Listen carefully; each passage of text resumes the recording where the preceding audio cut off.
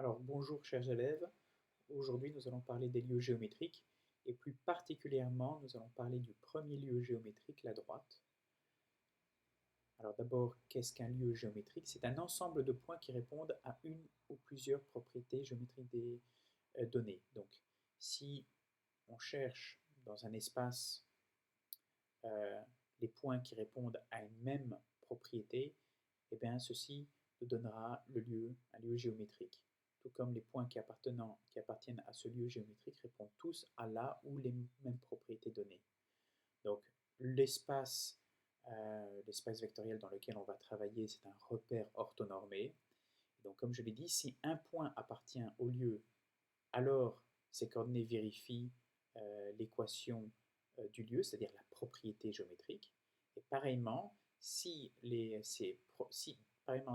ces coordonnées vérifient l'équation du lieu, c'est-à-dire que si ces coordonnées vérifient la propriété géométrique, alors il appartient au lieu.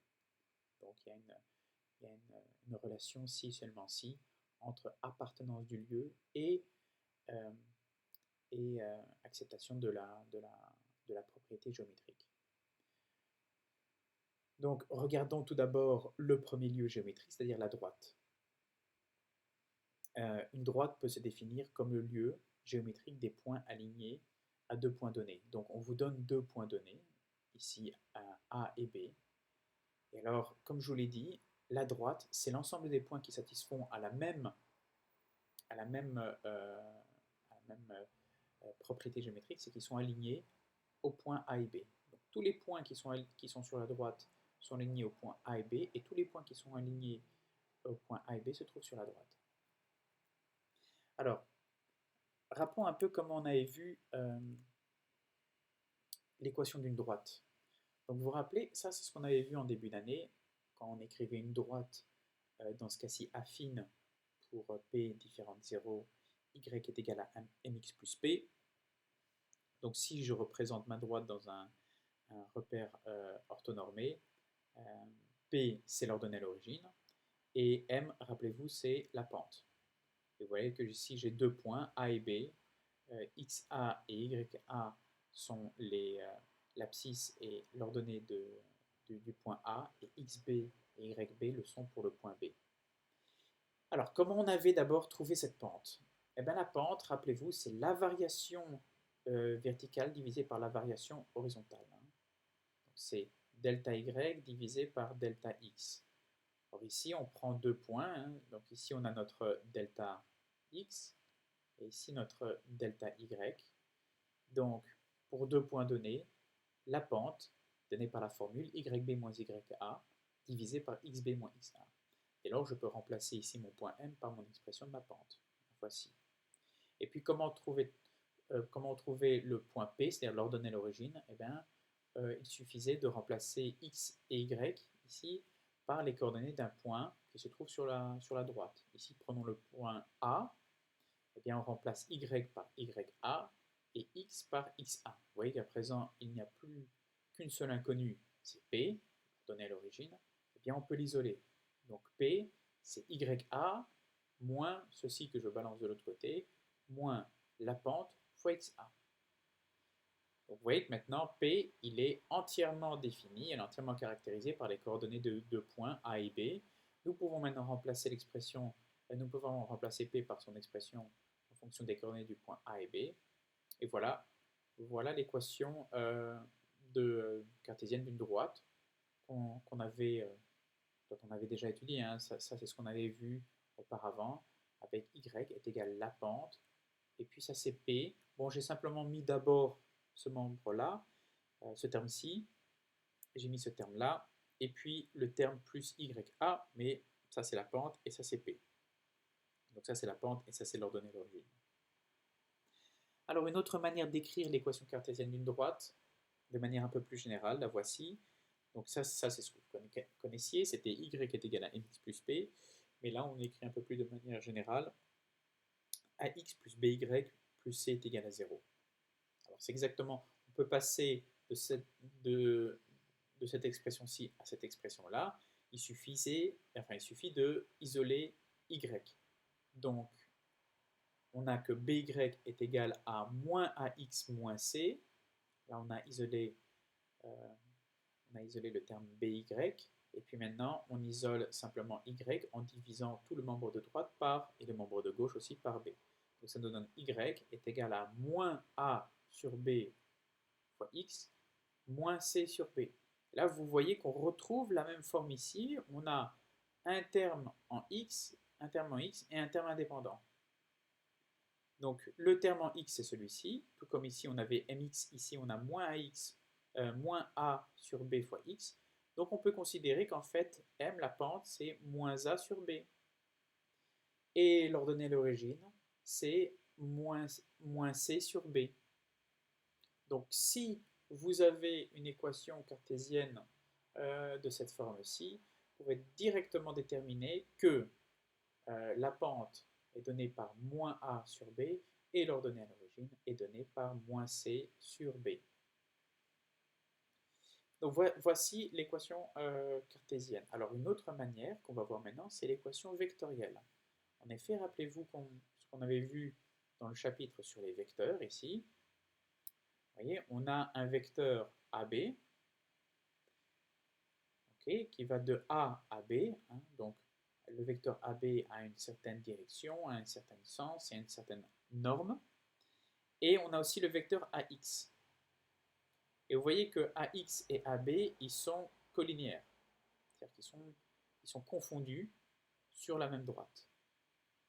Et ce qui change entre le vecteur AX et le vecteur AB, ils ont la même direction, ils ont la même pente. Ce qui change, c'est juste l'intensité, c'est-à-dire la norme du vecteur. Vous voyez que le vecteur AX est à peu près un demi-fois et 2 fois plus petit que le vecteur AB. Donc, on peut écrire que dans ce cas-ci, on peut écrire que AX est égal à 1 demi-fois AB. Et en fait, je peux générer pas un seul point X, mais tous mes points X qui sont sur la droite, avec à chaque fois mes points X, on aura à chaque fois un autre coefficient ici. Par exemple, si j'avais mis mon point X ici, hop, là il était un demi-fois, à peu près un demi-fois AB, mais dans le sens opposé. Donc là, ça serait X2. Donc là, ça serait AX2 est égal à moins un demi-fois AB. Voilà, là ça veut dire que la longueur est à peu près la moitié de AB, un peu plus petit que la moitié, mais en plus il va dans le sens opposé. Donc là vous voyez que j'ai généré un deuxième point. Et en fait si je change à chaque fois mon coefficient, je vais à chaque fois générer un autre point sur ma droite D. Et donc voilà comment on pourrait caractériser d'une autre manière votre droite D. Soit A et B, 2 points appartenant à la droite, le point X appartient à la droite, si seulement si AX est égal à K fois AB. Donc ainsi, les AX, il suffit à chaque fois de remplacer la valeur de K, et vous générez à chaque fois tous les points qui se trouvent sur la droite, hein, et puis au fur et à mesure, au bout d'une infinité, vous arrivez à générer votre droite, avec K naturellement indifférent de 0, est réel. Alors, donc vous voyez ici, c'est ce qu'on appelle donc une équation vectorielle. Et puis après, on va parler d'une équation paramétrique. Donc paramétrique est le mot paramètre. Alors comment trouver l'équation paramétrique? On va juste développer ceci à partir des notions que vous avez vues dans le chapitre sur les vecteurs. Donc on part de AX est égal à K fois AB. AX c'est quoi? Donc je rappelle que les coordonnées de A, c'est XA, YA, et les coordonnées de B, c'est XB, YB. Et puis on va aussi déterminer les coordonnées de X, c'est XY. Donc ici, les coordonnées du vecteur AX, c'est quoi? C'est X moins XA, Y moins YA. Hein, donc je fais à chaque fois X moins XA, Y moins YA. Et puis ici, je fais est égal à K fois XB moins XA, YB moins YA. Donc voilà votre équation vectorielle qui a été décrite en termes des coordonnées des points A, B et X. Ok, simplement, voici. Et puis là, on va identifier, on va comparer coordonnées par coordonnées. Ici, les abscisses. Donc on a x moins xa est égal à k xb moins x7, xb moins xa. C'est ce que j'ai fait. Ici, j'ai simplement égalisé les abscisses du membre de gauche et du membre de droite entre eux. Et puis pareillement pour les ordonnées, y moins ya est égal à k fois yb moins ya. Et puis on n'a plus qu'à isoler x et y en passant le moins xa et le moins ya de l'autre côté. Donc on a que x est égal à xa plus k fois xb moins xa et y est égal à ya plus k fois yb moins ya. Vous voyez qu'ici on arrive à générer tous les points x à partir aussi, donc on peut connaître la valeur de x et la valeur de y, donc on va pouvoir générer tous les points x qui se trouvent sur la droite à partir simplement de la connaissance du point A et du point B, et à chaque fois en changeant la valeur de k. Donc à chaque fois que vous changez, ça c'est comme un générateur de points qui se trouve sur la droite, vous connaissez la valeur de A et de B, donc vous remplacez la valeur des coordonnées du point A et B, vous les remplacez ici, et puis ici, au fur et à mesure, vous vous changez les valeurs de k simultanément sur le système d'équations linéaires, et puis vous générez à chaque fois les coordonnées d'un point x qui se trouve sur la droite. Et ceci, c'est ce qu'on appelle l'équation paramétrique. Et donc, c'est exactement ce qui est écrit dans votre cours. L'équation vectorielle, l'équation AC, donc ici, nous on avait écrit AX, mais bon, ici c'est C. AC est égal à KAB où K est un réel non nul, est appelée équation vectorielle de la droite AB. Pareillement, l'équation paramétrique, soit A, B et C. Alors ici, de nouveau, nous on avait exprimé le point X de coordonnées XY, ici et on remplace par C, XY, mais c'est la même chose. Un point quelconque de la droite AB et un nombre réel non nul, et bien voilà votre système d'équations linéaires qui est un système d'équations paramétriques générant les points, ici dans ce cas-ci, les points C de votre droite AB. Donc, ce sont les équations paramétriques de la droite AB.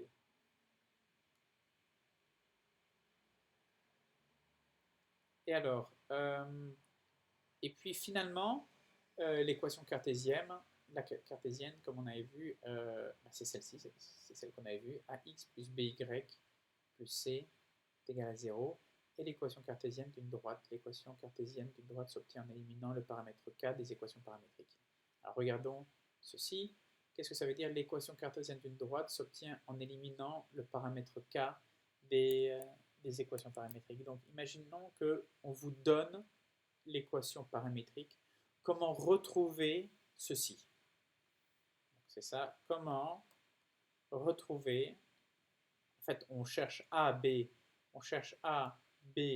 C, tel que on sait écrire AX plus BY plus C est égal à 0. Ben, c'est ce qu'on va voir ici. Comme on dit ici, il suffit, comme ils disent, il suffit d'éliminer les paramètres K des équations paramétriques. Ben, on va voir ce qu'ils veulent dire par cette phrase. Alors en effet, ici, imaginons que vous avez votre équation paramétrique. Donc là, j'ai remis, pour être en accord avec le syllabus, pour le point C, xc est égal à xa plus k xb moins xa, et yc est égal à ya plus k yb moins ya. Alors tout d'abord, isoler k. Donc ça fait k est égal, je passe ça de l'autre côté, donc ça fait xc moins xa, et ceci passe au dénominateur, divisé par xb moins xa. Pareillement, k ici, ceci, je le passe de l'autre côté, ça fait yc moins ya divisé par yb moins ya. Vous voyez qu'on a deux manières d'exprimer k. Alors, comme k vaut la même valeur, donc ça veut dire que ceci est la même chose que cela. Ah oui, puisque si k vaut ceci et k vaut cela, donc ça veut dire que ceci vaut la même chose que cela, par transitivité. Et donc, on a que on égalise ces deux expressions. Voilà, on égalise ces deux expressions. Et puis qu'est-ce que je fais? Je vais isoler, mon but c'est de isoler YC. Je rappelle, pour retrouver quelque chose de la forme y est égal à mx plus p. Donc je vais isoler ceci. Alors qu'est-ce que je vais faire d'abord? Je vais passer ceci de l'autre côté, ça va devenir un produit. Hop. Donc vous voyez qu'on le retrouve ici, yb moins ya fois tout le reste, xc moins xa divisé par xb moins xa. Alors ce que je peux faire, c'est que vous voyez ici on a ça, on a ceci fois une fraction. Et bien je peux faire, il y a une commutativité, hein, donc je peux faire, par exemple si vous avez a fois b divisé par c, c'est la même chose que si vous faites a divisé par c fois b. Vous pouvez passer ici le dénominateur qui divise b, vous pouvez l'utiliser comme diviseur de a. Donc ceci en fait, vous voyez, xb moins xa, il va diviser yb moins ya. C'est ce que je fais quoi. Ceci va diviser cela, j'ai le droit, hein, ça ne change rien du tout. Et donc en effet, ça me donne yc moins ya, hein, qui est toujours ici mon membre gauche, est égal à maintenant yb moins ya divisé par xb moins xa. Tiens donc, qu'est-ce qu'on commence à retrouver ici? Je n'ai pas fait, ça je n'ai pas fait pour rien. Déjà je retrouve ma pente, m. Et fois xc moins xa. Bon, là, il faut distribuer, parce que cette pente n, elle multiplie en même temps xc et en même temps moins xa. Eh bien, allons-y, on peut distribuer. On a notre pente qui multiplie xe, moins notre pente qui multiplie xa. Et puis à la fin, je n'ai plus qu'à balancer mon ya de l'autre côté. Et donc, on a yc est égal à xb moins xa, enfin ma pente fois xc, moins ma pente fois xa plus ya. Et regardez, c'est exactement ce qu'on avait trouvé avant. C'est exactement, je vais retourner là, comme ça je peux vous montrer les deux en même temps. C'est exactement ce qu'on avait trouvé ici, hein, où on avait déterminé l'équation cartésienne d'une droite simplement à l'aide des coordonnées des points A et B. Donc vous voyez qu'on a réussi notre pari, on a réussi à transformer une équation paramétrique en une équation cartésienne.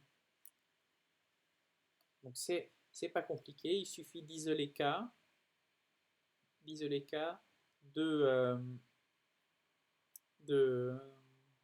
d'égaliser les deux membres de droite, d'isoler ensuite YC, et vous avez ici votre équation cartésienne. Donc voilà. Alors, les exemples.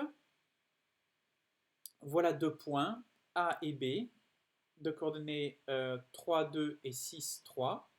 Je les ai à peu près représentés ici, le point A et le point B. Écrivons les équations vectorielles paramétriques et cartésiennes de la droite AB. Donc déjà, l'équation vectorielle, vous pouvez écrire comme ça. C'est AC est égal à K fois AB.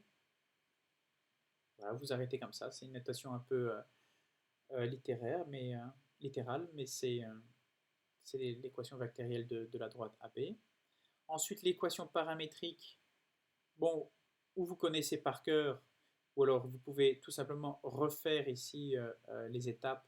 Donc vous savez que AC c'est xc moins xa, point virgule yc moins ya est égal à k fois xb moins xa, point virgule yb moins ya.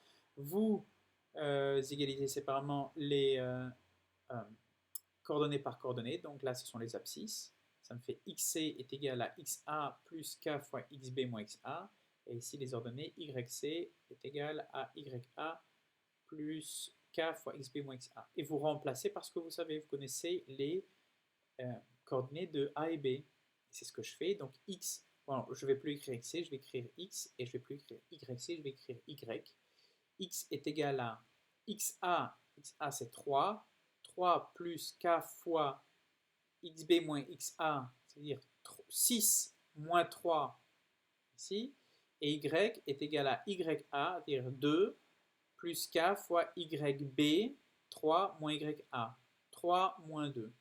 Et donc on a au final notre équation paramétrique, x est égal à 3k plus 3 et y est égal à k plus 2. Voilà l'équation paramétrique. Et puis au final, on va obtenir l'équation vectorielle. Donc comme je vous ai dit, il faut d'abord isoler k. Donc ici, on a pour la première équation 3k est égal à x moins 3. Et la deuxième équation, on a k est égal à y moins 2. Donc ici, k est égal à x moins 3 divisé par 3, hein, puisque j'avais un 3k. Tout comme ici, j'ai y, k est égal à y moins 2. Du coup, je peux égaliser ces deux membres ici de droite. Donc ça fait y3 divisé par 3 est égal à y moins 2. Et voilà, alors je vais maintenant représenter plutôt sur la forme générale de l'équation paramétrique, c'est-à-dire tout mettre à gauche. Donc le 3 qui se trouve là, il va multiplier y moins 2. Donc ça fait 3 fois y moins 2 est égal à x moins 3. Je distribue, ça fait 3y moins 6 est égal à x moins 3. Et je mets tout à gauche. Donc ça fait 3y moins x. Et comme il y a le moins 3, ça devient un plus 3.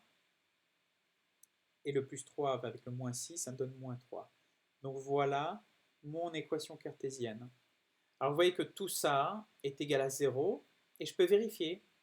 Je peux vérifier que j'ai la bonne équation cartésienne parce que comme je vous l'ai dit ici, les coordonnées doivent vérifier la propriété. Donc je dois vérifier en remplaçant x et y par les valeurs de a et b que j'obtiens bien 0. Puisqu'on me dit qu'à droite, je devrais normalement obtenir bien 0. Donc pour a qui a comme coordonnées 3 et 2, ça fait 3 fois 2 moins 3 fois 3. J'ai simplement remplacé y par 2 et x par 3. Et 3 fois 2 moins 3, ça me donne bien 0. Et là, après, pour B, j'ai 3 fois 3, je remplace y par 3, parce que ici, ça c'est le y. Et moins 6, moins 3. Donc on a 9 moins 9 est égal à 0. Et donc c'est bon. Donc voici quelques exercices que je vous invite à faire concernant les équations d'une droite. Et on vous demande de donner l'équation vectorielle paramétrique et cartésienne de la droite B. Je vous remercie.